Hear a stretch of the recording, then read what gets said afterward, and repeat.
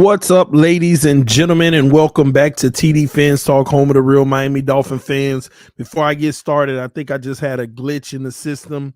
Can you all let me know in the comment section if you can hear me just fine? Please let me know in the comment section. I want to make sure that everything's good on my end. So please let me know. I'll wait on your reply. Yes. Okay, good. I don't know what happened to my music, my audio. I got to check that out, see what's going on. But I'm glad you all can hear me. Make sure you hit the like button on your way in the building.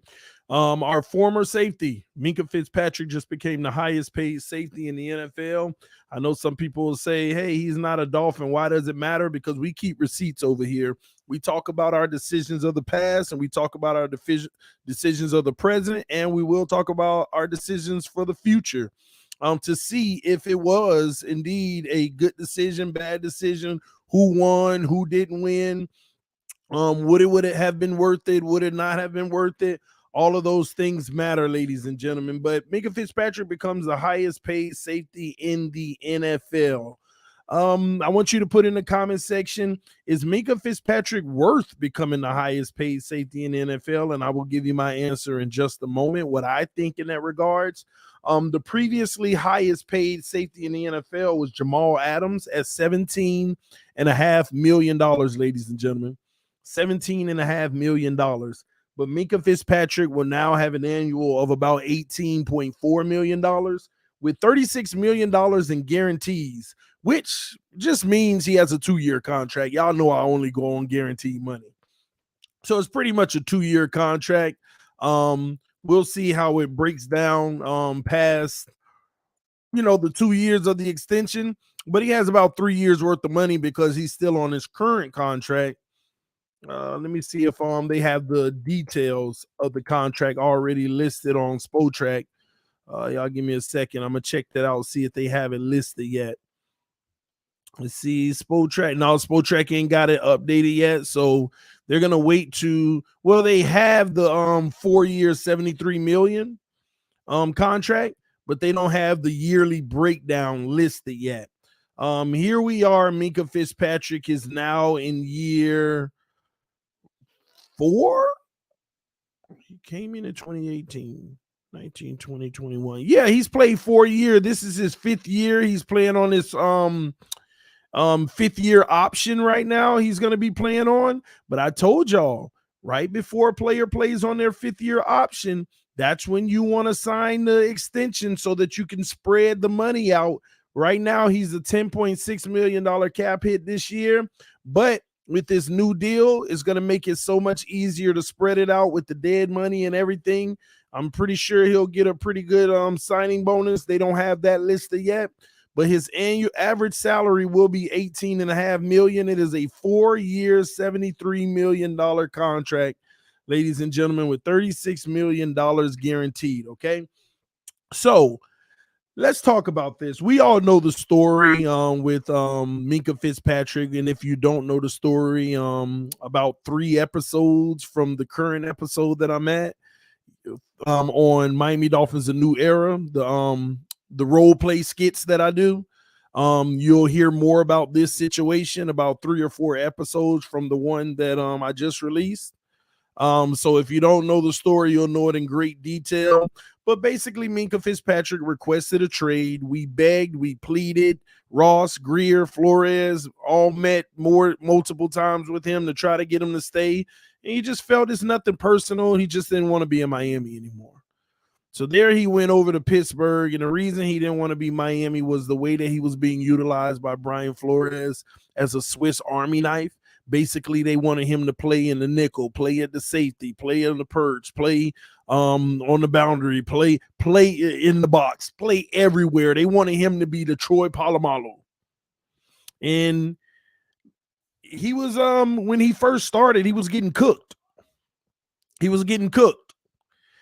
So we traded him because he wanted to be traded. He didn't like the fact that he was getting cooked because he was getting a bad rep in Miami. And his family was very out front with it on social media, basically calling the team out. It's not easy to guard people when you're playing out of position. That's what his family was all on social media saying. And the end result, we end up trading him to the Pittsburgh Steelers. We gave up Minkah Fitzpatrick, a 2020 fourth round pick, and a 2021 seventh round pick. And in return, we got a 2020 first round pick, a 2020 fifth round pick, and a 2021 sixth round pick. Now, when Minkah went to Pittsburgh, they put him in a position that he's normally used to from college, and he balled out.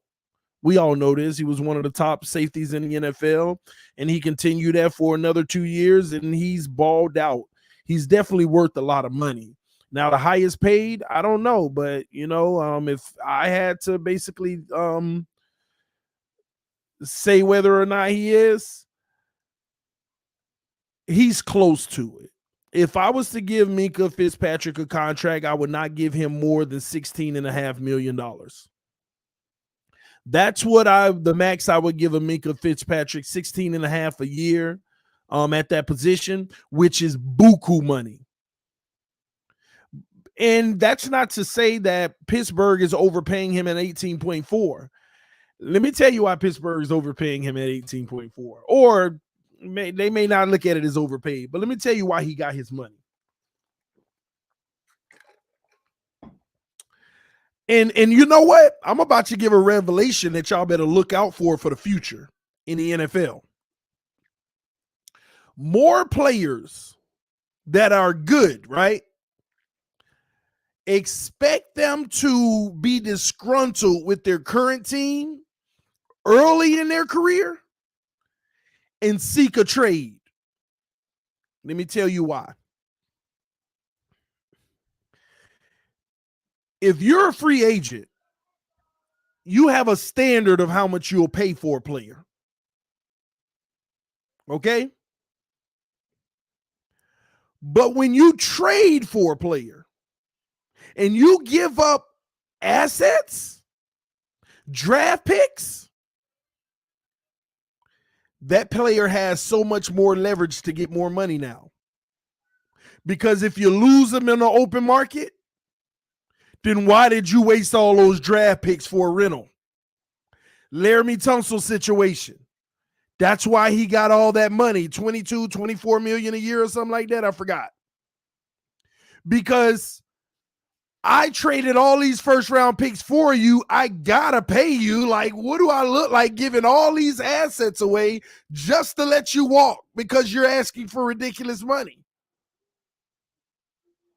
So the team that trades for you and gives up a lot of draft capital, they're also on the hook for giving up a little more money than anybody else because they look stupid for letting you go because they already gave up all the trade value for you. That's why it's so much easier when players get traded to sit back and say, I want this. Why you think a lot more players that get traded for are getting the buku deals? Because a team would look stupid to trade for you and not even be able to retain you. So Pittsburgh had to pony up the money because had they let him walk after the 5th year, then they're screwed. Everybody's going to be like, then why did you give away our first round pick and all those other assets? If you were just going to have them for 2 years, 3 years. What are you thinking? So look forward to that. Players are paying attention to this stuff. Everybody who gets traded breaks the bank because teams invested, especially if a first rounder was involved. Teams already invested all that draft capital on you. No, man, they got leverage now. You have no choice. So it's perfect for the player. So I'm telling y'all this now. Look forward to in the future. If you're balling out, and I'm not saying it's gonna happen, but say Minkah, let's say Tyreek Hill balls out this year, right? Tyreek Hill could be like, man, I want to be traded. I ain't coming to training camp. I don't want to be here no more. I'm going into my 3rd year. I want $25 million a year. I want y'all to re-up way early. What if he can't? And Miami's like, well, we're not dealing with this. Well, I'll sit out. Eventually, they're going to trade him, and whoever trades for him, they're going to give him a massive contract. Massive contract. Players are paying attention to this, so I want y'all to look out for that in the future. This may become a lot more prevalent. It may happen a lot more. It's going to be a frequent event. So keep your eyes on that. So I understand Pittsburgh paying him, but this is what it leads me to. I agree, Scar. He said Cleveland too, TD, with Watson. Exactly. Everybody that's getting a trade, Devontae Adams, all of these guys that got traded, they getting their money. That's why Debo was doing what he was doing, being disgruntled. I want out. I want to be traded. Whoever he gets traded to, they got to pony up the big bag. And Debo, he going to get the Tyreek money. Potentially. Unless it's a team he just trying to get to. You're going to see it a lot more, y'all. You're going to see it a lot more. If you really look at it, it's been happening quite a bit the last 2 years, especially with these receivers. It's been happening quite a bit if you really look at it. But anyway, this is what I want to break down from this trade, because Minkah's not a Dolphin, but it is in our history books. If he was still a Dolphin, we had never got Javon Holland because, he was still a Dolphin, right? Would we have wanted to give him that kind of money? Would we have been able to give him that type of money on top of that? I mean, you look at Javon Holland, right? Matter of fact, let me pull him up. Say we wanted the same team right now. Right now, Minkah's counting about $10 million versus the salary cap, right? Oh man, I typed in the wrong. Give me a second, y'all. All right, so take Javon Holland, for instance, right?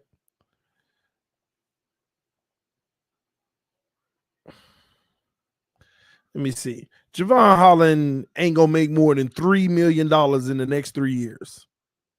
This year he makes 1.9, $2 million. Next year, 2.3. So we save $7 million right now just because of that situation. And that would have been a lot of our little bit of remaining cap. But this new extension, it would have been very hard to have paid Minkah Fitzpatrick his new extension. We would have been able to afford it this year, but next year we would have been negative $15 million. And next year, Christian Wilkins would have been saying, what about me? We already in a situation where Christian Wilkins like, hey, I'm over here. I ain't gonna make a fuss, but my money should be coming up soon. My money should be coming up soon. And Miami's doing all they can to take that little $15 million we got and carry it over the next year. They're doing everything they can. Close it for me. Thank you. If you need to get more drawing paper, you can come get it. Sorry, y'all. So this is what I told y'all a long time ago. We can have all these draft picks all we want, but at some point we got to trade some of them because it's going to catch up to you. Luckily, we traded Minkah in this situation because we would have been scratching our head of how we can afford certain people. The Tyreek Hill deal would have been a little head scratcher, like, can we really afford it? Can we really afford it? And let me tell y'all something. We've had some unfortunate fortunates that have happened. I know that sounds crazy, but let me say it again so y'all can follow me. We've had some unfortunate fortunates. Let me break that down. Trading Minkah Fitzpatrick saves us money. It also allowed us to get Javon Holland because we had a new need at the position. We wouldn't have had Holland. And Holland still has to live up to Minkah's level. Holland is a great player. But again, I mean, if we want to keep it 100, I know Dolphin fans, they're going to get mad at me. But Holland still got some work to do to be a Minkah Fitzpatrick. When you're in this type of D being deployed this way, it's easy to make plays like this. Don't forget, Minkah Fitzpatrick was never in this system. When Minkah Fitzpatrick was playing, our team was full of scrubs and we had to play a lot of zone, and we tried to have him out of position. If Minkah Fitzpatrick was in this system, he'd be a perennial Pro Bowler already. He would have went to the Pro Bowl last year as well. Some of y'all don't have to agree with that, but I'm telling you, Minkah's that dude. Minkah's just straight up that dude, ladies and gentlemen. However you want to slice it. But replacing him with Javon Holland does not make us lose sleep at night. It is a successful replacement. And it saves us money, because had we not done this, we would have been trying to look for the savings. And at the end of the day, not to mention we had to trade him anyway because he wanted to be traded. It was nothing we could do. He was disgruntled. And that's why I say we've had some unfortunate, him wanting to be traded, fortunates. Now we ain't got to deal with that type of money, especially during years where it wouldn't have been worth nothing anyway. It wouldn't have been worth nothing anyway. Somebody said Minkah better than Holland, ? TD, really? Keith, are you seriously asking me that? Are you seriously asking? Ladies and gentlemen, put it in the comment section. Is Minkah Fitzpatrick better than Javon Holland? Yes or no? Gosh, man.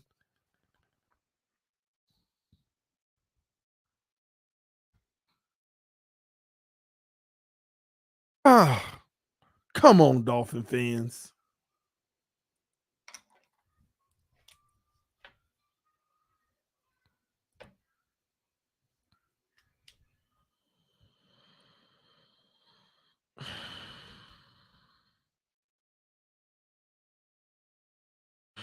I am shocked at what I'm reading in this comment section.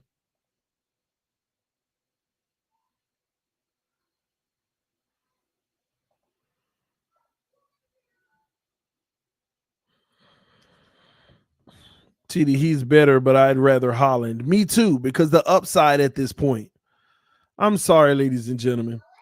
As a whole, Minkah Fitzpatrick right now is better than Javon Holland. Y'all have to understand the system that Javon Holland is in. Being able to run free, being able to get in the box, being able to be back on the perch. It's like a loose cannon. He legitimately gets to play help side. He legitimately gets to help. When you have a Byron Jones and Xavier Howard, when you have Byron Jones and Xavier Howard, and those are the guys you're helping,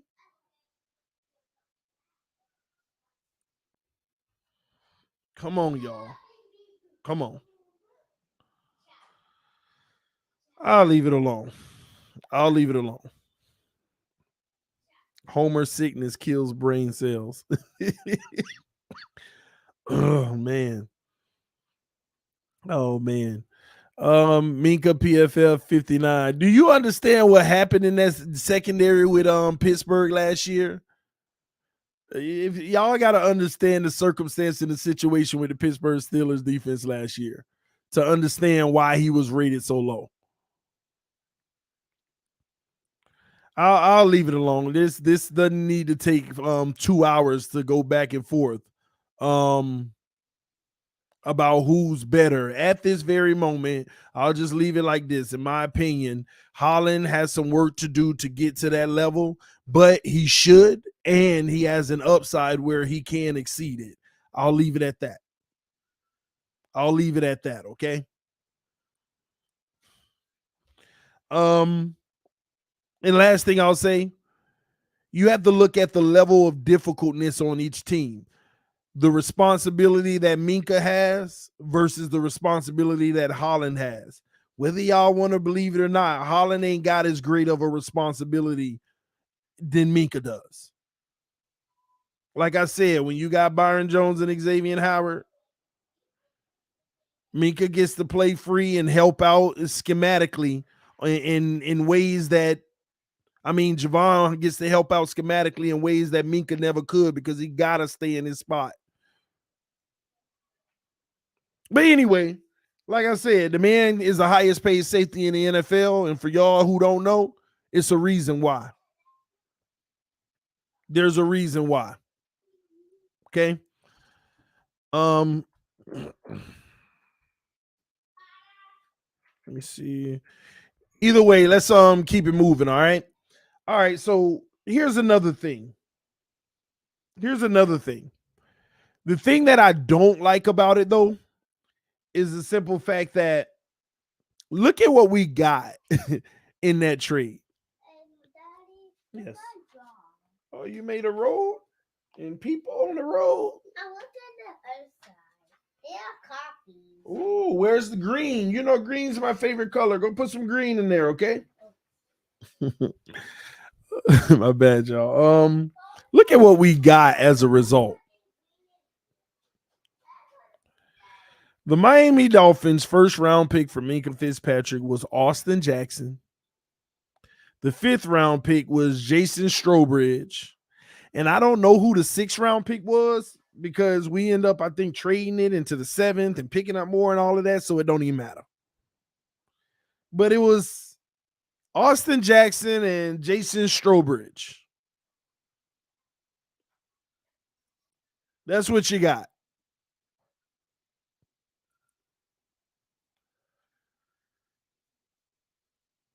Not even close to the equivalence. Not even close to the equivalence, man. This tells you right now, you just really, really, really hope that Austin Jackson has a better year this year to make everything okay. Now, at the time of the trade, you couldn't ask for a better trade to at least get a first round pick back. Now, remember, Minkah was selected number 11 overall, and Austin Jackson was 18 or something like that. Yes.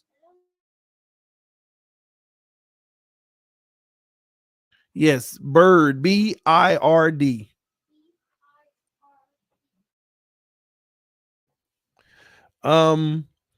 So it's a very close to even trade. I just wish we cashed in on it better. But Austin Jackson, he's gonna have to do something this year to make sure he gets it done.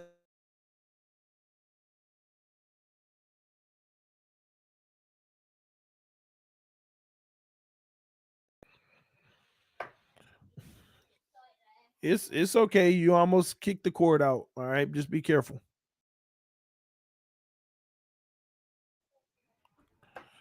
Sorry, y'all. All right, let's keep it going. But we Austin Jackson needs to step up this year so that we can feel a whole lot better about it. But the one thing that I am happy about is the fact that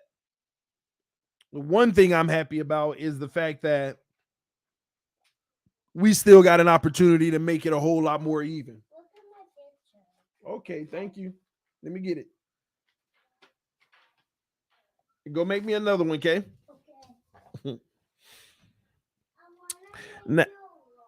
Thank you. Now, when you look at the list of coverage free safety tier, right now, Javon Holland is ranked number 7th, and Minkah Fitzpatrick is ranked number 8th. And this is just the rankings for safeties in the NFL based off of responsibility and everything they had to do.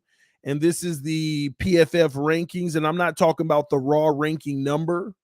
This is what they actually ranked the safeties.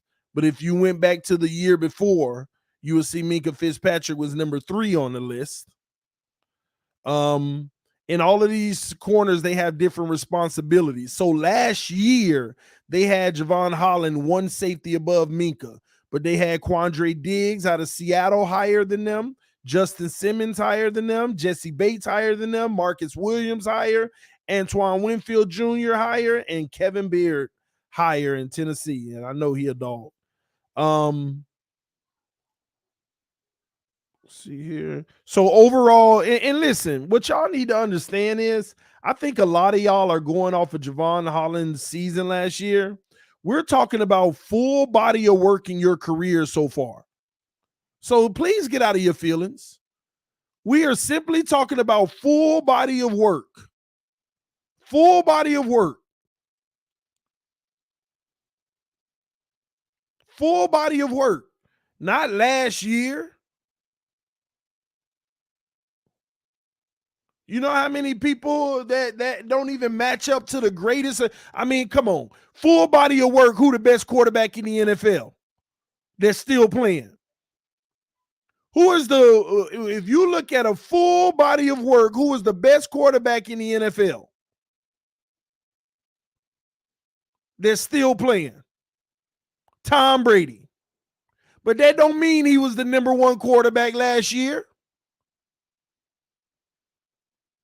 That don't mean he was the best quarterback the year before that. Full body of work. Some of y'all find that hard to evaluate when you talk about safeties. When it comes to a full body of work, Minkah's 4 years, I would take that over Javon Holland's 2. Let's be honest here. Come on now. Don't do that. That Homer syndrome need to stop.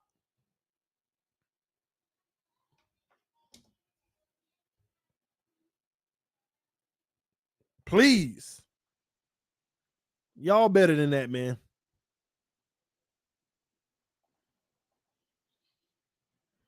And yeah, I'm sorry. I meant 1 year. But I'll take that all day. I will take that all day, man. You talk about 1 year? Come on, man. Then why he ain't make the Pro Bowl? Yeah, let me ask y'all that. Why didn't Javon Holland make the Pro Bowl?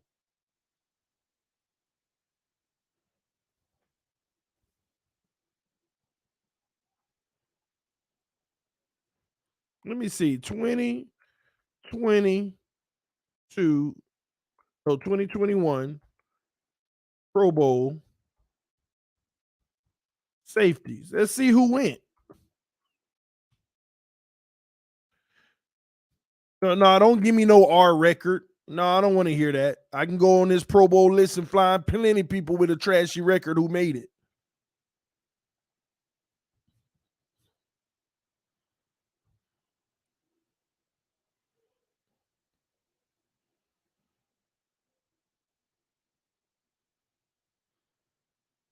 Where are these people at, man?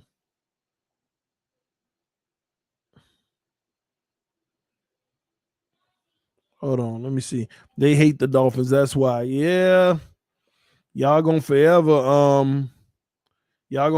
think that's the only reason, huh? Don't get me wrong, it definitely has a factor, but at the same token, y'all need to stop that mess. Somebody says same reason Zach Thomas hasn't made the Hall of Fame, but he made the Pro Bowl. See, we talk about two different things. It ain't the same reason because Zach Thomas made the Pro Bowl. Why you think Zach Thomas made the Pro Bowl? Why you think he always went to the Pro Bowl? Please tell me that. Why you think he always went to the Pro Bowl?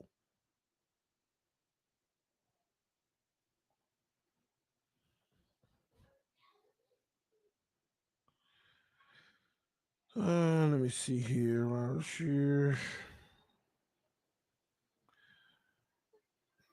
All right, here we go.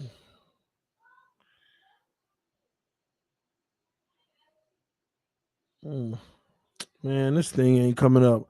Who always went to the Pro Bowl? Zach Thomas. By the same token, TD, Zach was a baller. Exactly. Holland a baller too, right? Why he made the Pro Bowl?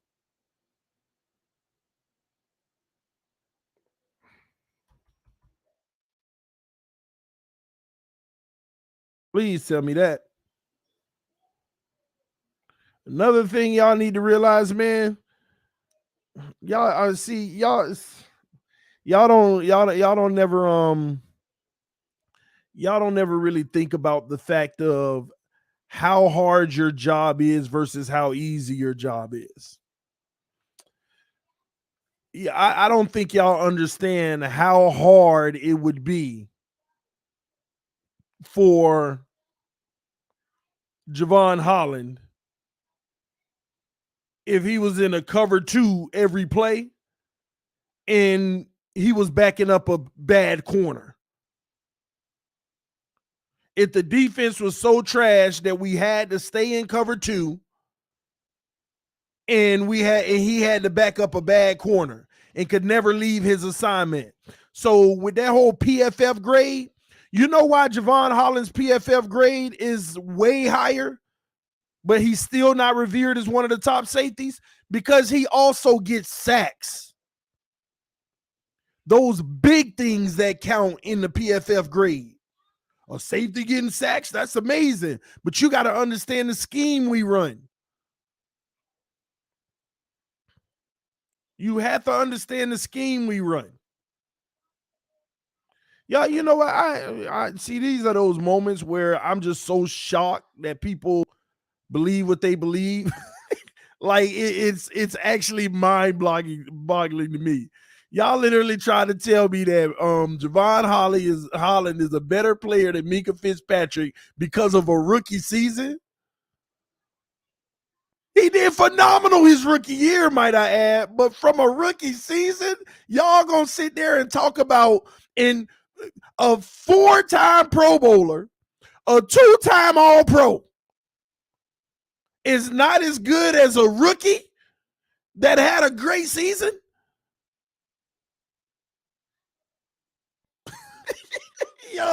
Do y'all even know that Minkah is a 4-time Pro Bowler, 2-time All-Pro?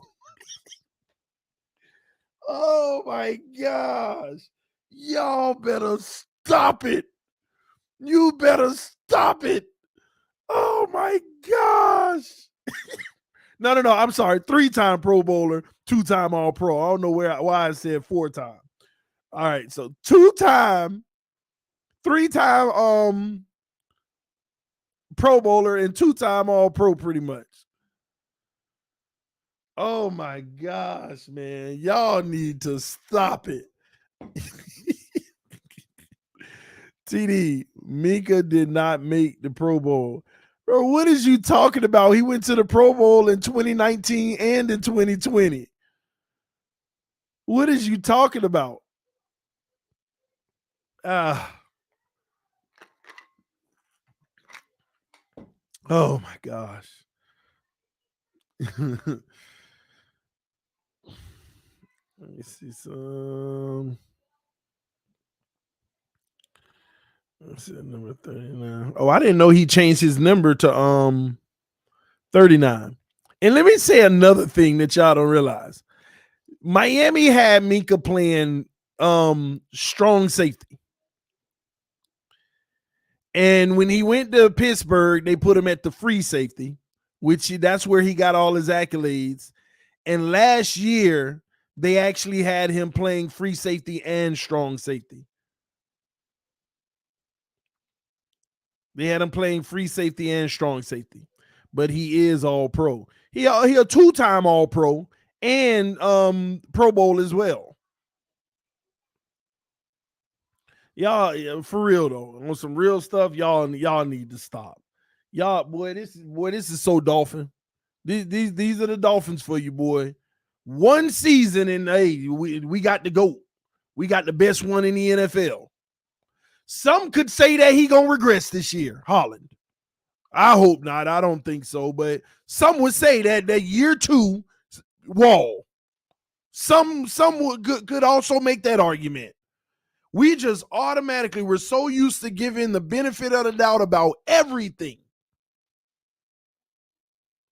But to sit here and say that Javon Holland is a better safety than Minkah Fitzpatrick overall, he had a better season last year, but to say that he's a better safety overall,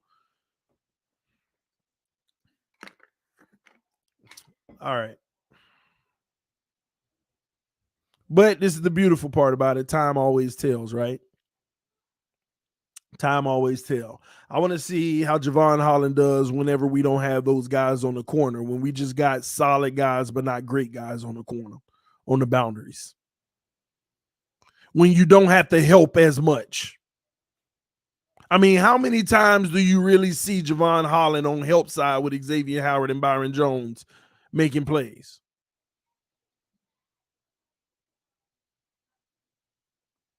Very rare. It's always helping the tight end coverage, helping the linebackers underneath. He plays in the box a lot. We use him a lot on blitzes. It's just how we utilize him that allowed him to have success. But just playing the core of the position, I've seen some special things from him. But until they keep him out there to be that dog and stay out there and live out there, it's going to be hard to get the recognition. It's going to be hard for Minkah to get the recognition. I mean, Holland to get the recognition necessary.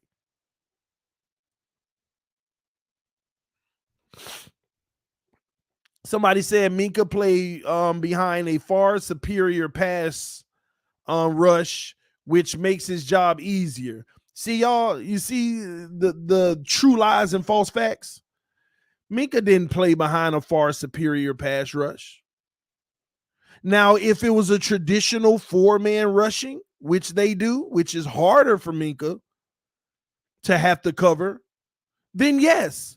But does the Miami Dolphins run a traditional four-man downhill rush? No. We put 7 at the line of scrimmage and got a free rusher every time. So who is it really easier for? Who is it truly easier for?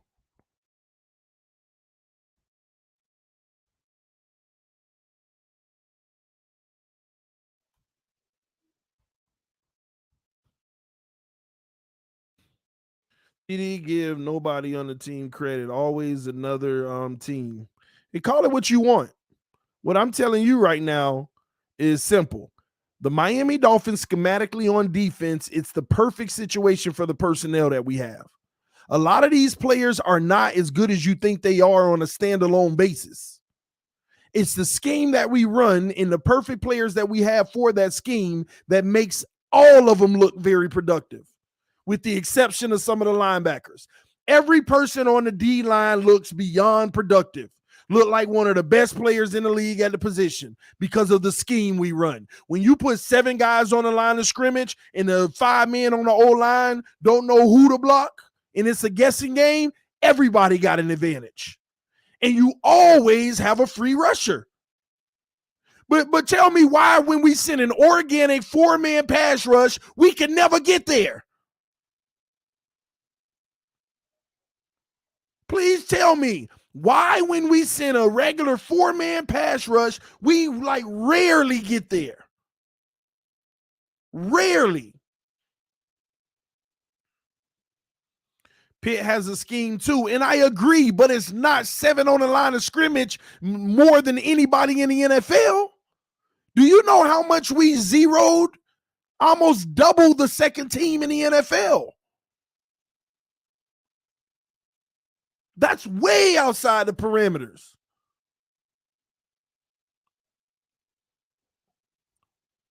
Way outside.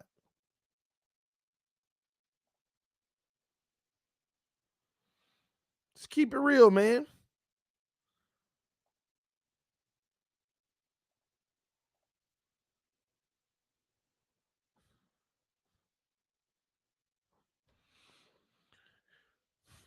Mom calling. Let's see here. Do they even show? They don't show it.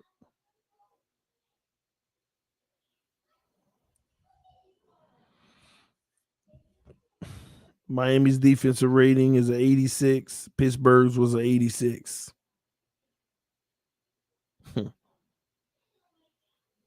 I want y'all to think about this.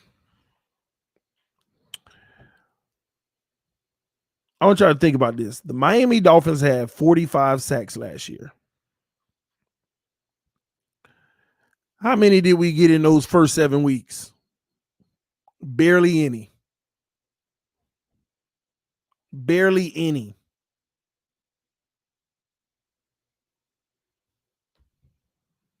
Imagine if we would have played the whole season. We would have led the league probably with like 70 freaking sacks, man. If we played that style of defense the entire season, we would have probably led the NFL.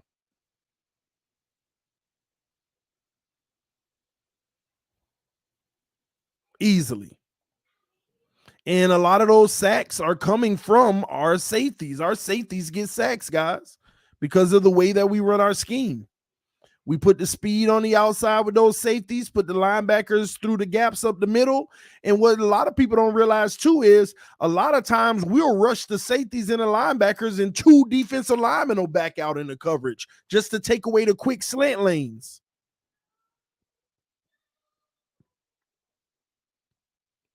You don't think an offensive lineman is at a disadvantage when he sees a nose tackle in front of him, and when you hike the ball, he thinking the nose tackle coming, but the linebacker and the nose tackle back out, and now he's behind on a faster linebacker?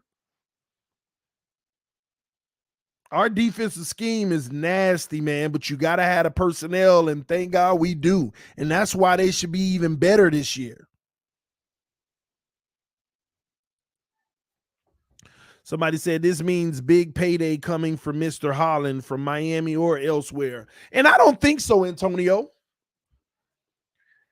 Just like Bill Belichick. What positions do Bill Belichick pay? Typically, usually, what positions on the defense do he usually pay more money to? I want you to think about that because some positions, some teams feel are expendable. They don't, I mean, the way the scheme is, we could put multiple people there and it'll work. That's how they look at it. As long as they got those lockdown corners, this scheme will work. And you don't have to have the now linebackers, that's a different story. But that's why we still have success without great linebackers. I want y'all to think about that. Don't Elandon Roberts, Jerome Baker, and all of those guys, don't they still make plays a lot of times? They ain't the greatest in the world as you think. But the way the scheme is designed, there's always an opportunity for a free guy to come on a pass rush when we run that type of defense. And all of their numbers look better. All of them look like better players. That's just how it works. It makes it easier for the D-line because now you got more to worry about. The D-line is also creating problems. The D-line's creating opportunities for the linebackers. The linebackers are creating opportunities for the D-line, but ain't nobody creating no opportunities for nobody if them two corners ain't out there locking it down. Because we be getting burnt all day, and it'll be 7-yard passes going for 80 if our guys on them boundaries were trash. In the type of defense we run, teams will be getting 80-yard bombs on us all day if them two guys on the edge ain't out there. Why do you think the last 2 years we started both years off trash on defense? 2 years ago, X coming back from flushing his knee. He wasn't 100%. Byron Jones got hurt in the first game, if I'm not mistaken. He didn't come back to week 5. Soon as he came back, we out here beating people 40-something to 10. Totally different defense. Last year, Byron and X laboring an injury. Out there playing on half speed. And then whenever they were quote-unquote deemed healthy and we were going to play a different brand of football, you saw a totally different defense. And then it was more man-based. And then those guys up front got to do what they do. Where was all these guys early in the season? Where were all these guys early in the season?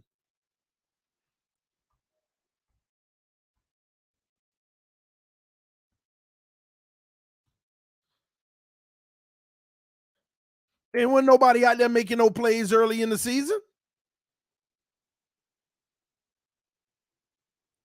Nobody was doing nothing. Matter of fact, sure aggravating the heck out of me because the defense, if they would have been a lot better early in the season, we could have got at least one more game. One more game.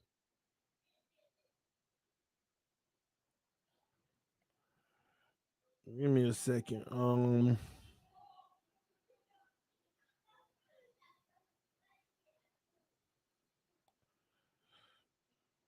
Give me a second. Let me put somebody in.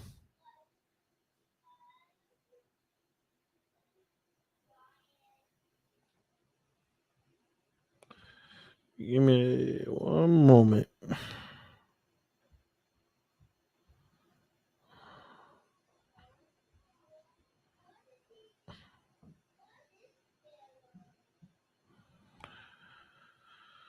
Oh boy.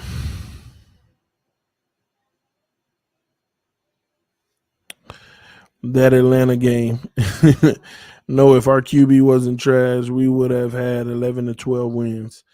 Y'all bear with me. I'm actually trying to pull up some info for you.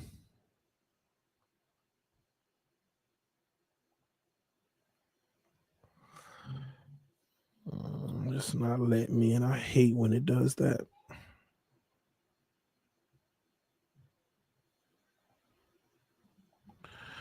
I'll be able to show it later. Aggravating.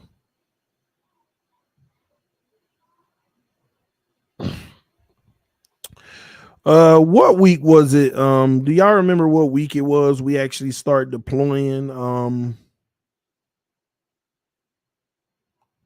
We actually start deploying zero concept more.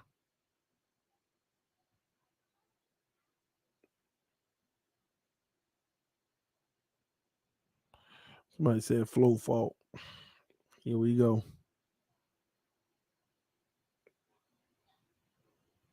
I think around the Ravens game, we definitely didn't with Buffalo. Houston, it wasn't in Houston.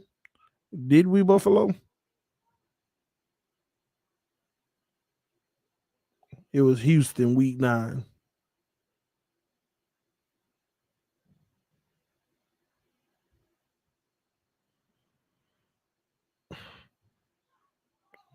We was 1-7. So it was 9. So it was Houston. Gosh, why won't they just show me?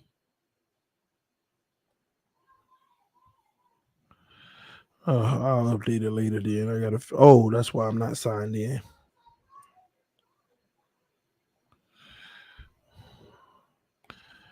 I was wondering what was going on because I know I had the PFF premium, but it wouldn't show me.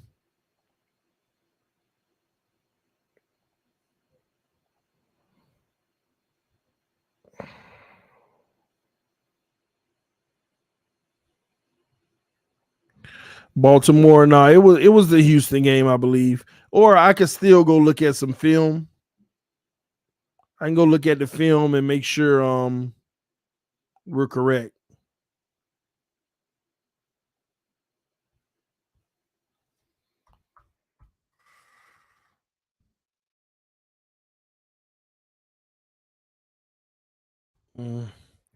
Zero blitz is not sustainable every game. Well, did we run it almost every game? Let me ask you a question. When we run zero blitz, right? Like most of every game, when have we who's been able to beat it? Who's been able to beat it?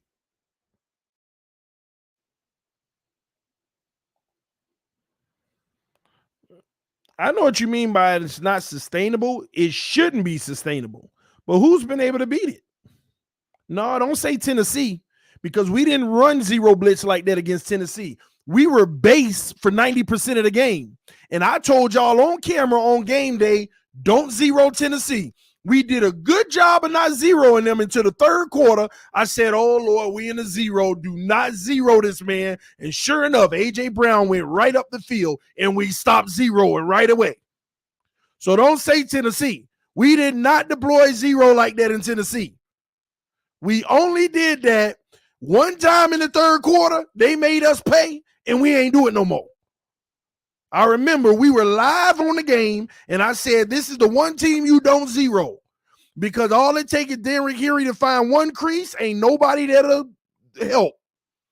All it takes is one of them dig or in routes by AJ Brown, and it ain't nothing you gonna be able to do. And we stayed away from it most of the game, and we were competitive staying away from it, actually. And that one time we did, AJ Brown went right up the field. Right up the field.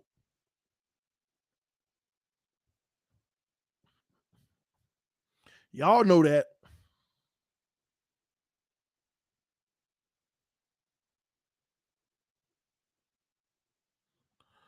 Let me see.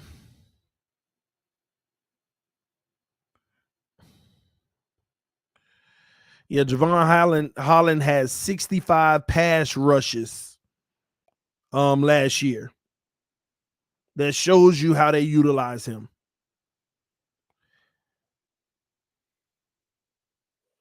Well, look at this. 301 run defense snaps where he was in the box, 65 pass rush snaps, and 527 coverage snaps.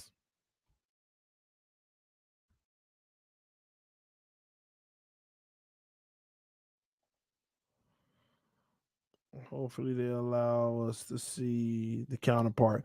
And here we go, ladies and gentlemen. This is what I was trying to tell y'all. The reason why Javon Holland's PFF rating is so high is because of his pass rush snaps. How many hurries he creates on the quarterback and the sacks that he get. The man has 65 pass rushes. That is him passing the line of scrimmage, coming after the quarterback on the pass play. 65. You can't tell me our scheme ain't designed for that. A safety with 65 pass rushes? That's honestly unheard of. Minkah last year, guess how many pass rushes he had? I want you to guess. Put it in the comment section. I want you to guess if Javon Holland has 65 pass rushes. How many do you think Minkah Fitzpatrick had? Put it in the comment section. It's going to show you all you need to know right here. Some of y'all talk about 25, 22, 12. He had 4. They utilized him to rush the quarterback 4 times. Keep telling y'all the way our scheme is designed. That's simply schematic. Minkah Fitzpatrick on pass rush snaps, 4. 4 pass rush snaps, and Javon Holland, 65.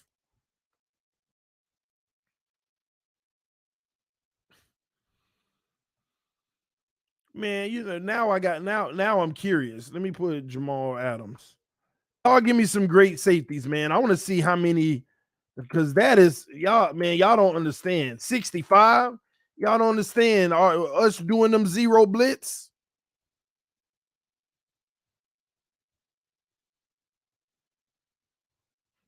Why isn't he coming up? What's that guy name in Tennessee who they said was the number 1 safety? Beard or something like that? What's his first name? The guy in Tennessee.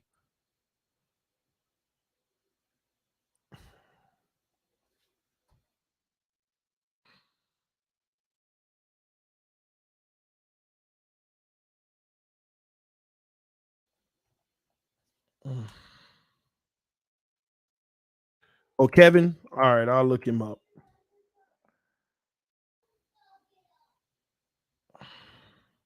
Kevin Beard. Okay, I'll look him up. Give me a second. They wanted me to look up Jesse Bates first because I know they really have him. He's a solid safety. He pass rushed the quarterback 11 times. Bates. Okay, Kevin.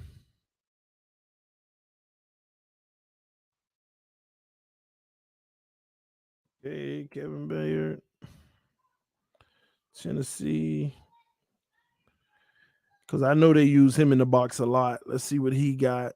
Well, yeah, he's that dude. Yeah, he probably one of the top three safeties in the league. It is this guy. I ain't know that boy over in Tennessee. Well, they had him number one. He the top safety, and he pass rushed the quarterback 20 times. Jamal Adams rushes quite a bit. Well, Seattle uses a lot. They actually use Jamal Adams. What people don't realize, they actually even use him as like a linebacker a lot of times. They primarily send him to rush the quarterback on the edge a lot of times. Hold on. Jamal Adams. If anybody's close to Javon Hollins, it'll be Adams. Let me look him up. Jamal Adams. He might have 50 up there with him. Let's see. He might have more than Hollins. Hollins got 65, but because Jamal Adams, that's what they primarily use him for. Because he's terrible in coverage now, just so you know.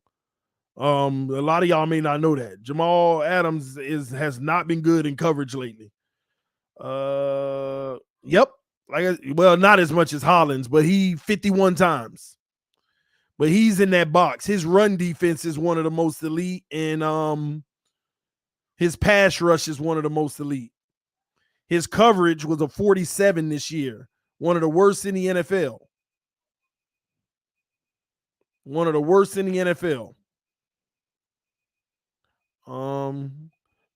Jordan, you said Jordan Poyer. Let me see how many times Jordan got at the quarterback. Jordan Poyer. 32. Half of Holland, but that's high. So Poyer gets at the quarterback too. Yeah, he's a real nice safety. He's good at everything except run defense. So pass rush and coverage, he's really good. But anyway, Brandon Jones. Okay. Brandon Jones.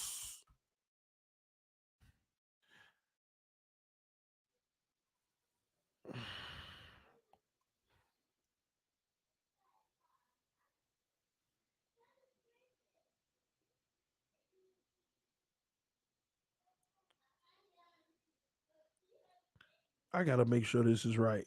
Brandon Jones, safety for the Miami Dolphins, wearing number 29, which was Minkah's old number. Are you kidding me?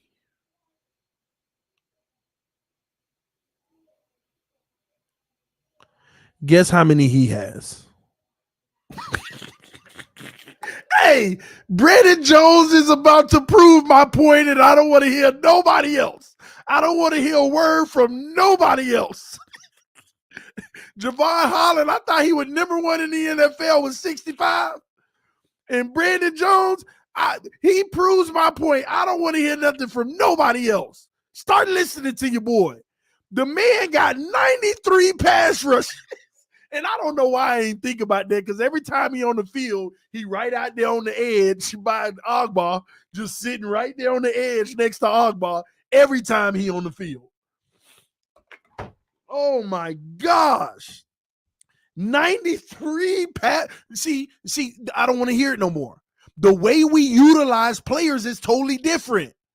It's schematic. That's why if you didn't have Byron Jones and you didn't have Xavier Howard, these numbers wouldn't look nearly like this. Neither of those guys would have had more than 15, because we would have needed them back there every single play. So they get free opportunities to come at the quarterback. They get free opportunities to get that rating up. Our defense is full of a whole bunch of players that look really solid, and it's because of the way our scheme is led by those two guys on the boundary. The truth of the matter is, a lot of guys on this defense, you really don't know how good they are or how bad they are. I'm just keeping it a buck with y'all. A lot of these guys, you don't know how good or how bad they are. You really don't.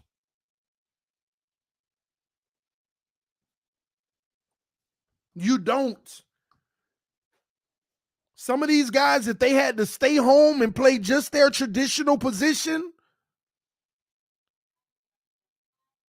They may not be as productive, but since they get free rushes at the quarterback because of the scheme, because they already got lockdown guys that force you in the spots that allow you to make plays. And I keep telling y'all, why do you think our defense sucks so much when Byron and X are having issues with their injuries? Why do you think we elect to play more zone when Byron and X have issues? And how do these guys look when we do play zone? Trash. Don't forget that. These guys did not look good when we were playing zone. None of them. None of them.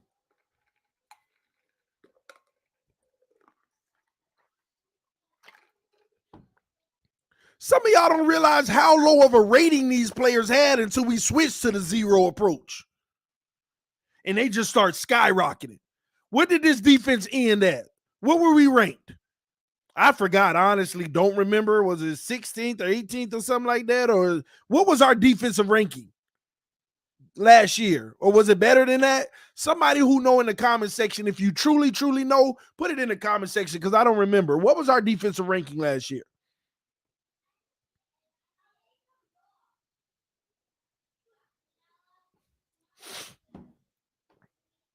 Because I know it was in the teens, what we ended the season as, if I'm not mistaken. It was in the teens.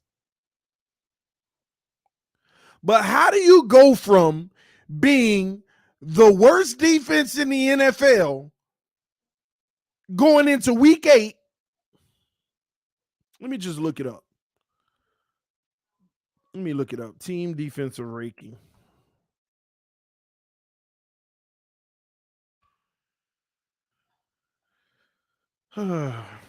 Just look it up.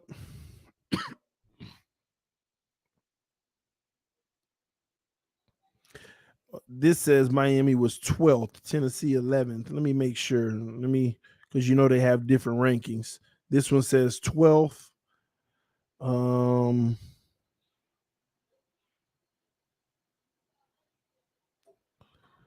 right, let me go to this one. So that one was 12th.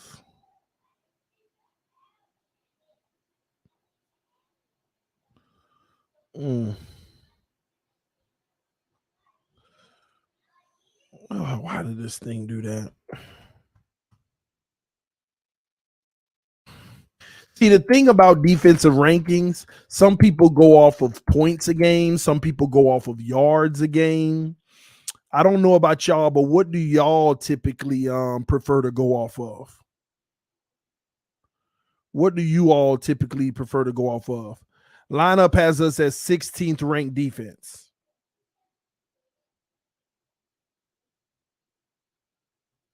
Sixteenth ranked. Let me see. But and here's my point. How did we go from the worst defense in the NFL halfway through the season to 16 to go right in the middle? Do y'all know that means the second half of the season we played like the number 1 defense in the NFL? To go from the worst to half in half of a season means that your second half has to be the best in the league for it to even out to be 16. Do y'all understand that? You could argue we played the best defense in the NFL in the second half of the season, in the entire NFL, in the second half of the year. Number 1 in the second half of the year. And worse for the first half, and that's why we ended up 16th. Because I know we were worse in the first half, because they say we had the worst defense in the NFL going into week 8. Right after that Buffalo shellacking.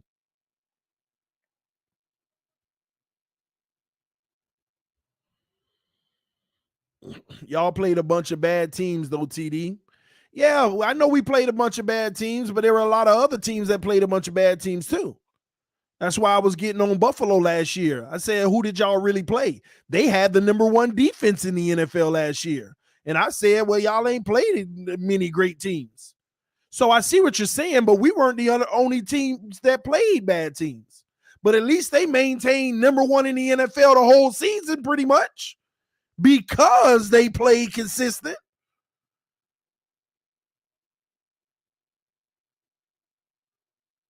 But all I'm saying is the second half of the year, we played some of the best defense in the NFL, regardless of the opponent. It's still ranked one of some of the best. Because don't forget, early in the year, that's not sit here and act like our opponents weren't trash either. Atlanta trash. Jacksonville's trash. It don't make no sense how we let the coach do what they did to us. And I know they're a better team, but come on, we all watched that game.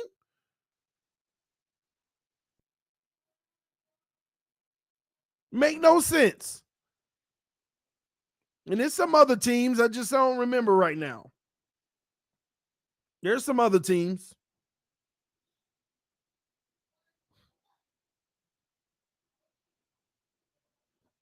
So to get back to the origin of why all of this conversation was even relevant, we were talking about safeties, utilization, why people compare them unfairly. And I said that y'all got to understand Javon Holland is being used in a way that's a safety's dream, but you only can be used in that way if you don't need help on the boundaries. You can only be used that way if you don't need help on the boundary. Imagine playing safety, but you know you ain't got to give as much help side for the go route. And you can focus on the tight end coming in your area or the linebacker crossing the field, but you ain't really concerned about the deep ball. Imagine playing safety and knowing that. It makes life a whole lot easier. And you're able to make more plays, and you're able to be in position for the underneath stuff a whole lot more, which ultimately makes you look like a great safety. And do I believe Javon Holland is a great safety? Yes. But you truly won't know what you have until the guys have to play their role and play it well. And just their role. I ain't talking about this. See, just like we ran the RPO for Tua, this defense was a gimmick defense, the zero. Ain't no team running it that much. It's just like when the offense runs the Wildcat primarily like we did back in the day.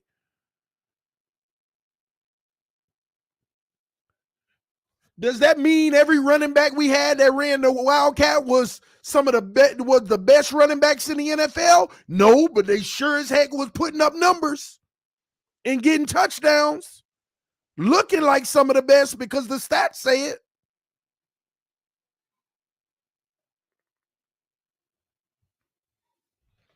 But Holland is a great safety. He has a knack for the ball. I love his intangibles. I think he's one of the best pickups that we've. Let me back up there. Let me back up.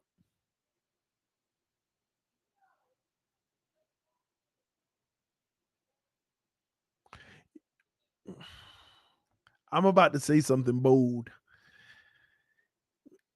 With the exception of Waddle, Javon Holland so far looked like he might end up being the best pickup we've had in 5 years. And Waddle will rival that. But I can't even sit here and put Waddle above him.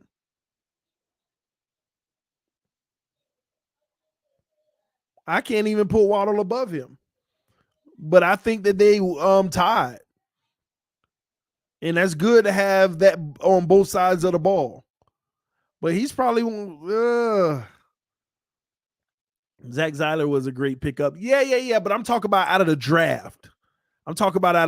We didn't draft Zeiler. If I'm not mistaken, he was on Baltimore's practice squad and we got him, which is shocking, right? That's a win for us. Waddle is our future. Is Holland not? Great safeties have good corners. See, here's the deal. Is the corner making the safety or is the safety making the corner or are they making each other? Or are you a dog making yourself? Are you making yourself?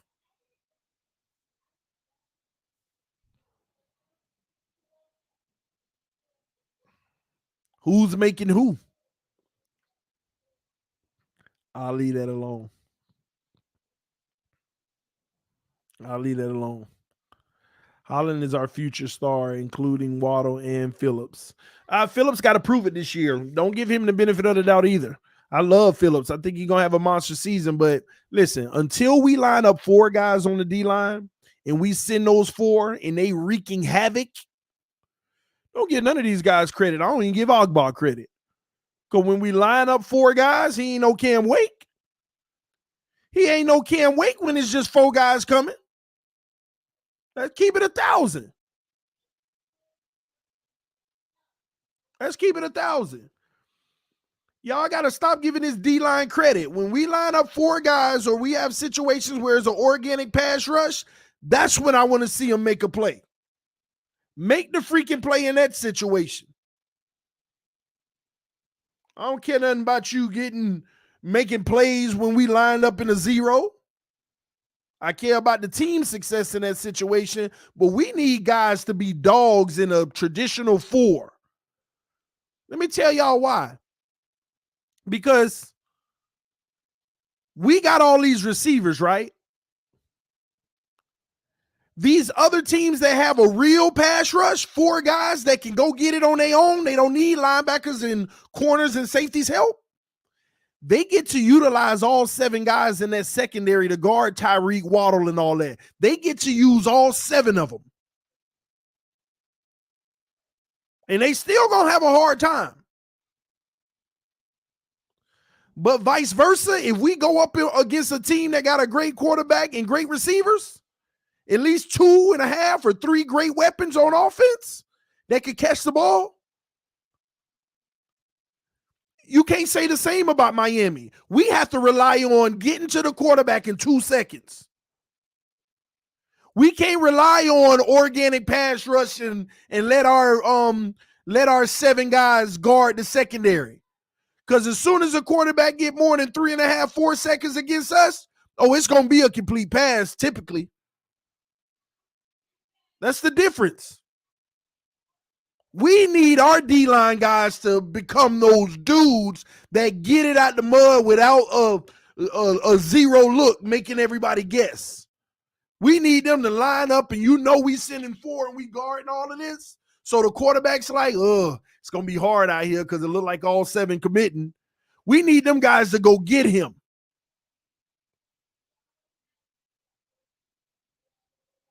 We need them to go get him. I don't care what none of you say. The Miami Dolphins don't have an organic pass rush. We don't. We don't. Stop making it seem like we do. We do not. We do not have an organic pass rush.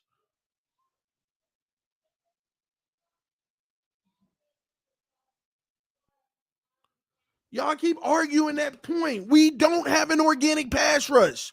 Send 4 guys every play. We ain't got that. Nothing that's proven. If we did, we wouldn't be running zeros. Think about it.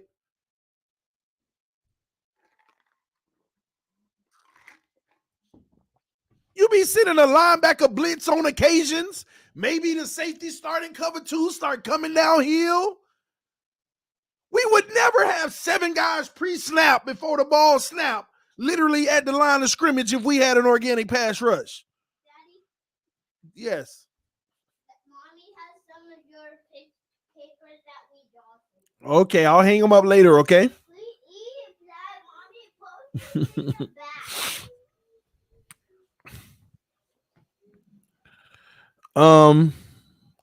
Yes, TD, we didn't, but this is the year, 3rd year in defense. I agree, and we hope so, right? We hope so. We can sit here and say this is the year, this is the year, this is the year, but I'm also sorry. What has changed on this D-line? What has changed on the defense other than Channing Tindall, who's probably going to be limited in his playing time? He's going to get some good players rookie year, but it ain't going to be no different than what Jalen Phillips got last year, if even that much. Put them all down there. Thank you. You drew all of these for me? Yeah. I'm going to look at them when I'm off, okay? Yeah. Thank you. Daddy. You got to go put a shirt on if you're going to come on camera, okay? Oh, I want a shirt. Bye-bye. And close the door, okay? Okay. Name one team rush for every play. Can't. No team. You're not listening, Ray. I said if we had an organic pass rush, you'll get an occasional linebacker blitz, occasional safety blitz. Sometimes on a third down, they may send the house. I mean, every team does, but no team did it as much as Miami by double. The stats been out. Miami Dolphins were in that formation 2 times the runner-up. That is unorthodox. 2 times the runner-up than anybody in the NFL. So stop making it all absolute like, well, tell me a team that don't. Stop. Don't make it absolute like that. You know I'm not talking in absolutes. You know I'm not saying that a great pass rush team don't send any blitzes.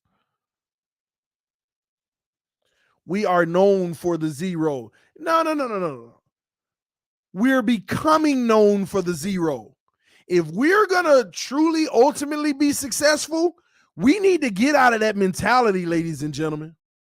Now, don't get me wrong, on game day, I'm like, send the blitz, send the zero. I'm excited because nobody figured it out yet. But you don't think teams going to be prepared for it this year better?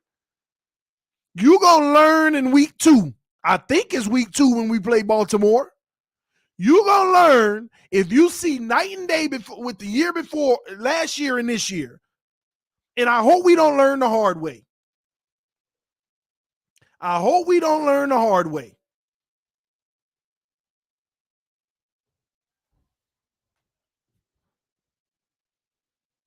You're going to see. Because I'm going to be honest with you. The zero blitz is easily beatable. The problem is and somebody said this in the comment section like 10 minutes ago and they were right. We do it against most of the scrub quarterbacks or a team that's not prepared for it. Because a great quarterback, oh my gosh, they would, oh my God, they be drooling over a zero blitz. A great quarterback is going to be like, thank you.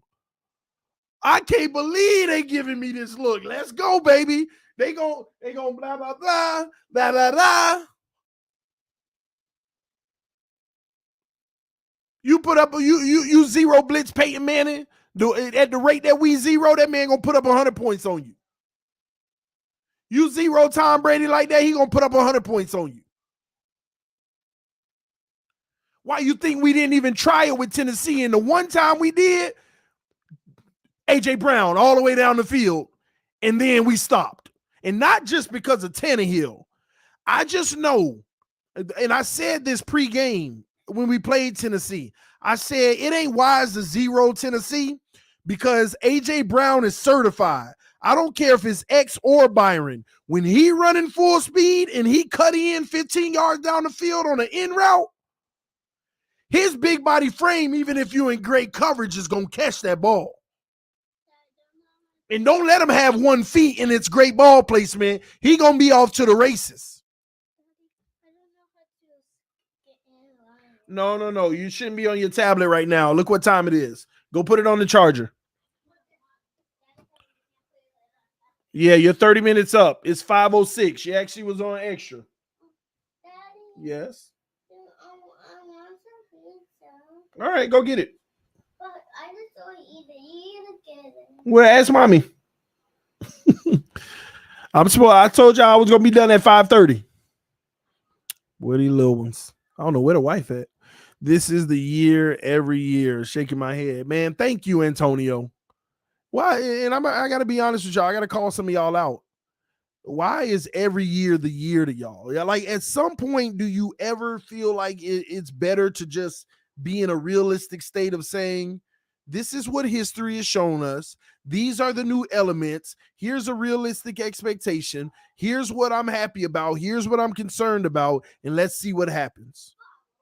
I tell y'all what I'm excited about. I'm tell y'all what I'm concerned about.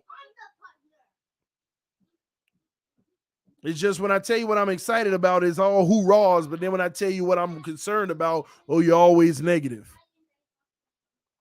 We are fans. That's how it is. No, that's that's not the rules of a fan. The number one rule of a fan is accountability. It ain't to be blindly loyal and giving your hard-earned money and support to something that ain't even trying to take care of your fandom. There is a two-way responsibility. It is our job to support and cheer and love them. But what is their responsibility? To give us something to support, cheer, and love. If they don't provide that, you are not required to give the other half. You're actually, as a fan, you should be complaining about them not giving you an atmosphere of that.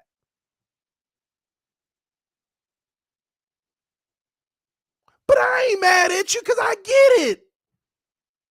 They sucked me in for so many years. I did it blindly too. But at some point, that's why I said, I keep telling y'all, some of y'all just ain't tired enough yet. That's all right. That's all right. Some of y'all just ain't hit that point yet. It's all good. I ain't knocking you. It is what it is. It is what it is. But these people that have been Dolphin fans for 5+ years, come on, man. Come on.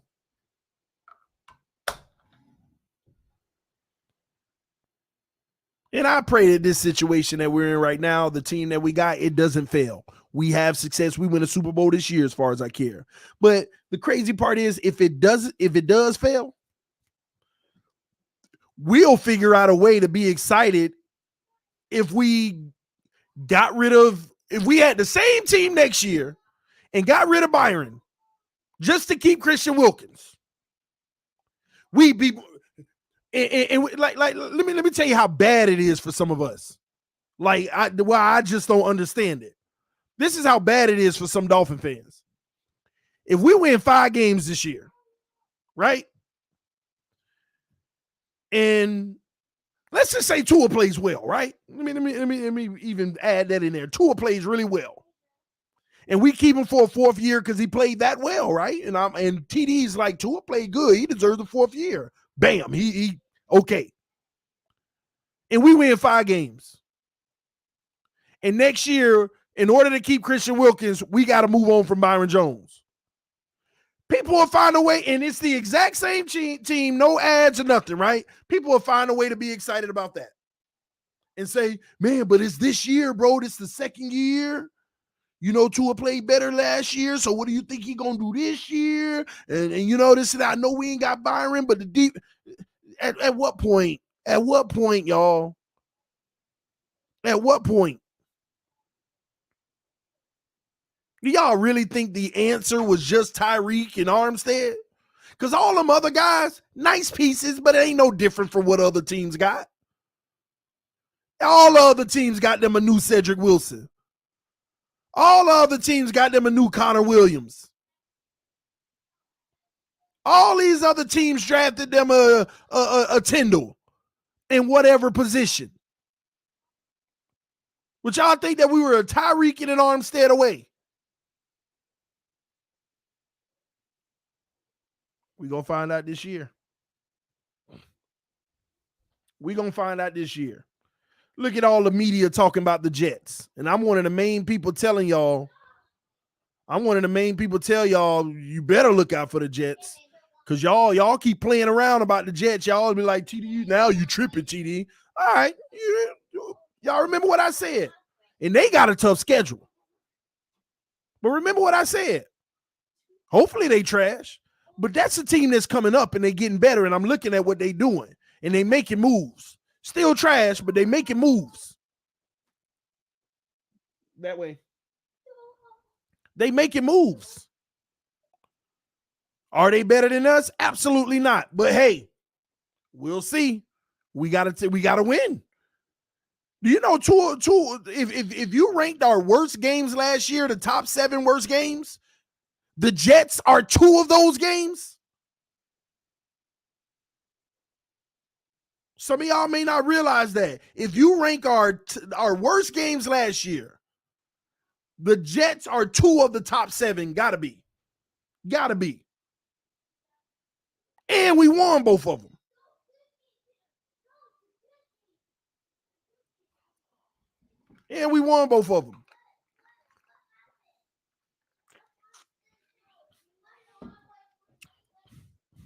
We did not play well. So we got Teron Armstead and we got Tyreek Hill. But there's a lot of teams that made some real key additions.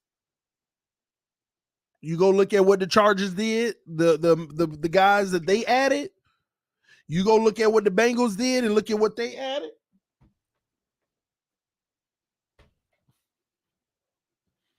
You go look at the Chiefs. You think they're going to lose a beat because of Tyreek?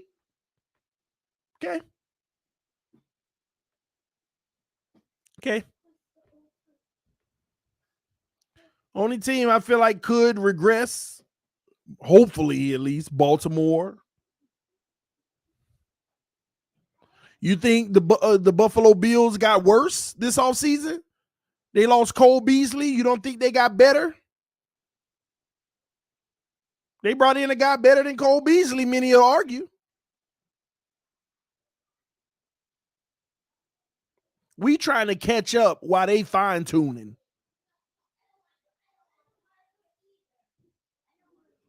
But we'll see how it goes, man. Minkah got his money. I'm not mad about the whole trade because it kind of indirectly worked out for us, but we hope Austin Jackson sweetens it by becoming a good player, a starting caliber tackle in this league, because we're going to need him to be. Hey, y'all just come here. Both of y'all come here. Daddy in here live, and y'all just running in and out.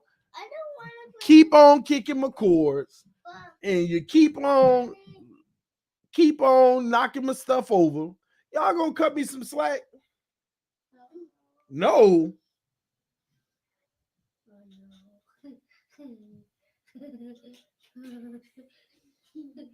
You gonna be mean? No. Yeah, you mean to me. No. Okay. I don't want to play that spooky game. You don't want us to play the spooky game? No, he's talking Well, about... what are you supposed to do when you're scared? No, you have to face your fear. Huh?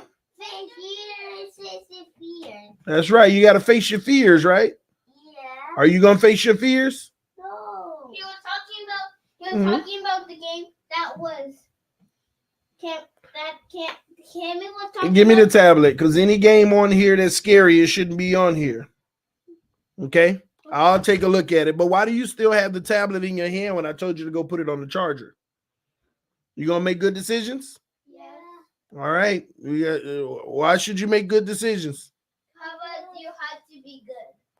It's not kabuzz, it's because. Because we have to be good. Why? Because Jesus wants you to be good, right? Yeah. Chompy, chompy, chomp. All right, get out of here. Bye. I'm finna come. I'm coming soon, all right? And we're gonna play hide and seek. Daddy, I was hungry. I told y'all go bother your mama. She been over there chilling. Wherever she at, go, huh? She said wait. Oh, because you gotta wait for dinner, and that's probably coming in I'm sure she almost done. All right. All right, love you. You kids, man. Which son was the Jaguars game star? Which son was the Jaguars game star? I don't remember. I don't remember which ones. Did we lose for the Jaguars? Did we lose to the Jaguars? If we did, then none of them Jaguar star. Matter of fact, I need to go back and see which one it was so they don't come on the stream in the game again. Oh my God. Yeah, we lost to Jacksonville. Did we? We didn't lose to Jacksonville. I keep forgetting who we lost to. Did we lose to Jacksonville? Oh my gosh. Yes, because it was embarrassing. We were like Urban Myers, man. We gave him his first win. Oh my gosh, man. Who was the quarterback, man? I don't even know why I'm asking. Please. Huh?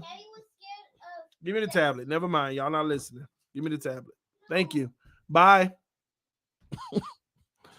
Who was the quarterback, man? Who's the quarterback in the Jags game?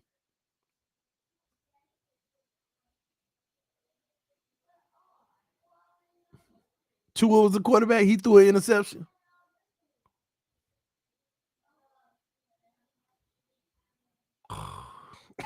We lost to the Jags, y'all. That was our playoffs. That was our play. Like you could, like you could tell me Atlanta.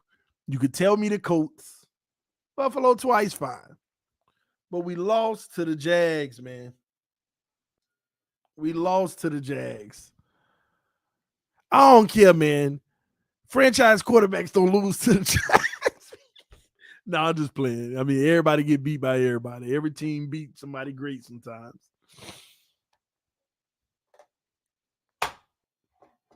This year, ladies and gentlemen, we just hope that we avoid those type of situations. We hope that we avoid those type of situations because it's embarrassing and it just shouldn't happen. Man, now I gotta go look up the score. At least tell me, because I know that was during our defensive bad stretch. Dolphins versus Jags. Please, offense, at least put up 24 points versus them bums. We put up 20. We put up 20. We scored on the first drive of the game. We scored in trash time at the end, and we had 6 points in the second quarter. We were 1-5 at the time, and we made them 1-5. 23-20.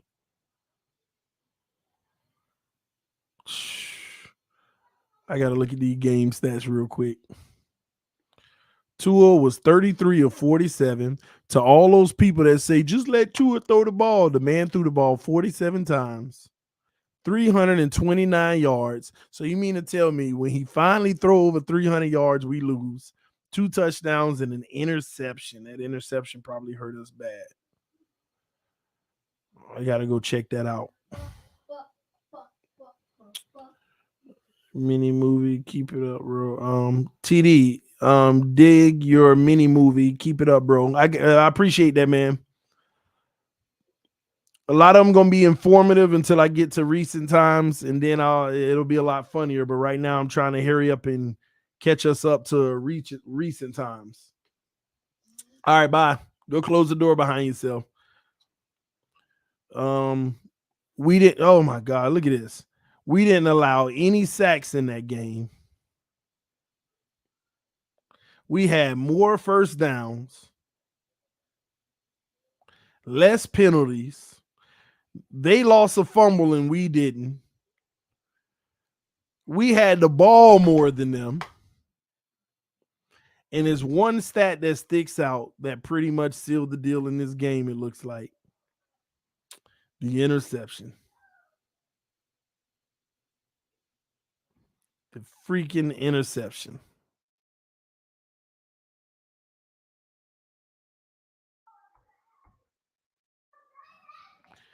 Jaguars pass D was low key good at times. Tua finally got 300 and some yards.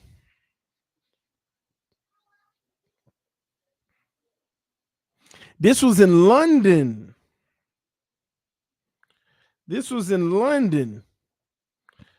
Yeah, so we scored right away.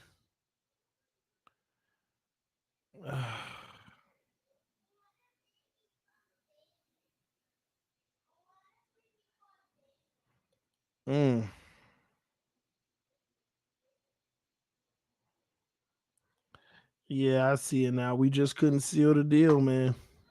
We couldn't seal the deal in that game. We were up 20-17.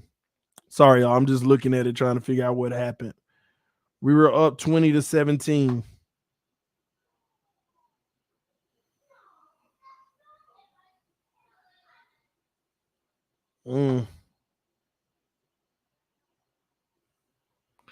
And we had to punt. We punted the ball. Then they tied it up 20-20 with 3 minutes left. And what did we do? 7 plays for 21 yards.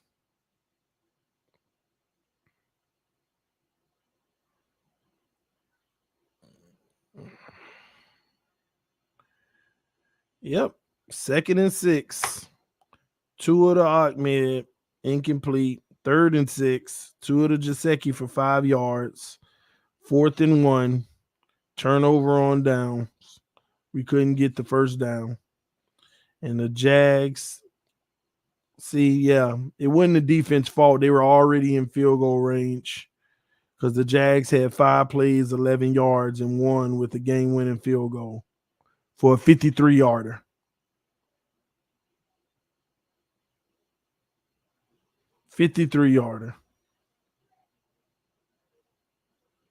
Sucks, man.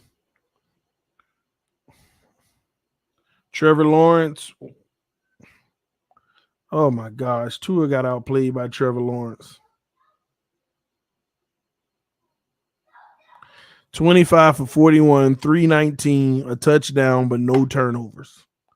And he got sacked twice. So in that game, Trevor Lawrence outplayed Tua. Jacoby Brissett did play one play, and he got 25 yards on that one play. So he actually came in and did something great for 25 yards.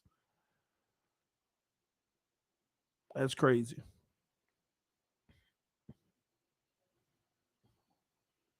Anyway, it is what it is. I'm about to get up out of here, go hang out with the little ones.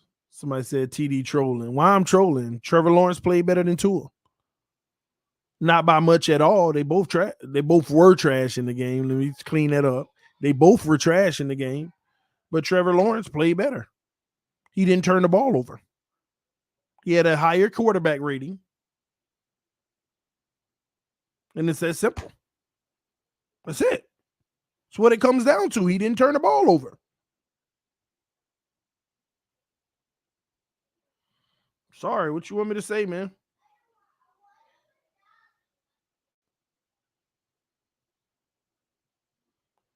What do you want me to say? Let me see something. Shotgun.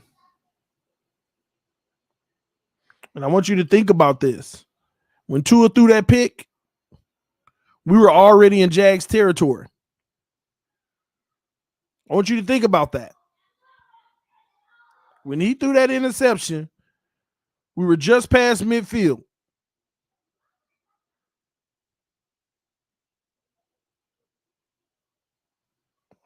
And let me tell you what's even more insulting about it. See, y'all, I'm about to get worked up. Let me tell you what's more insulting about it. He did it on the first play of the drive. And do you know why we were already in their territory? Because the defense caused the Jags to fumble and we recovered. The defense recovered the fumble. Christian Wilkins, put a hit on Trevor Lawrence, fumble, and Zach Zeiler got the fumble. Gift wrap, Tua, bam. Tua, we down 17-13. We just gave you a gift. And what did he do?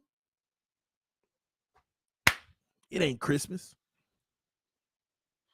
He told Zach Zeiler it ain't Christmas. It ain't Christmas. And gave it right back to him. The very next play.